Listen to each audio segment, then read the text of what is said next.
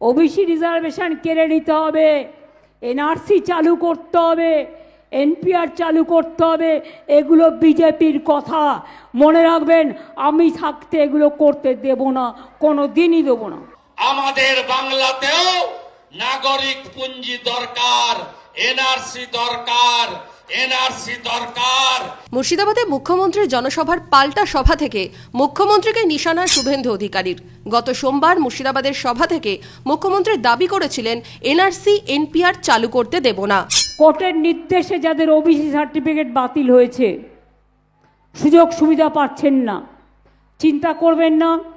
আমরাও বড় বড় আইনজীবী দিয়েছি যাতে সুপ্রিম কোর্ট কেসটা দেখেন এবং সঠিক বিচার করেন। তাছাড়াও আমরা নিজেরাও অলরেডি সার্ভে করতে শুরু করেছি, আগেও সার্ভে হয়েছিল। এটা পলিটিক্স করে যেমন 26,000 শিক্ষককে একতরফা বাতিল করা হয়েছে, তেমনি ওয়াকফ প্রপার্টি দখল করতে হবে, ওবিসি রিজার্ভেশন কেড়ে নিতে হবে, এনআরসি চালু করতে হবে, এনপিআর চালু করতে হবে। এগুলো বিজেপির কথা, মনে রাখবেন।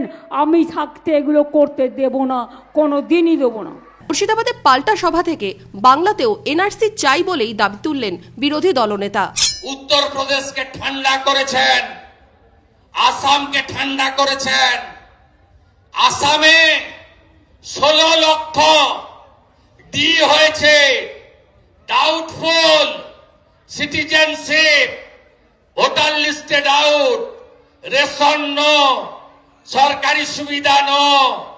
আমাদের বাংলাতেও নাগরিক পুঞ্জি দরকার, এনআরসি দরকার, এনআরসি দরকার। এবং আমাদের ভারতীয়রা থাকবে, যে ধর্ম সম্প্রদায়, যে রাজনীতির হোক। আমরা এই বহিরাগত রোহিঙ্গাদের খেদানোর কাজ করব।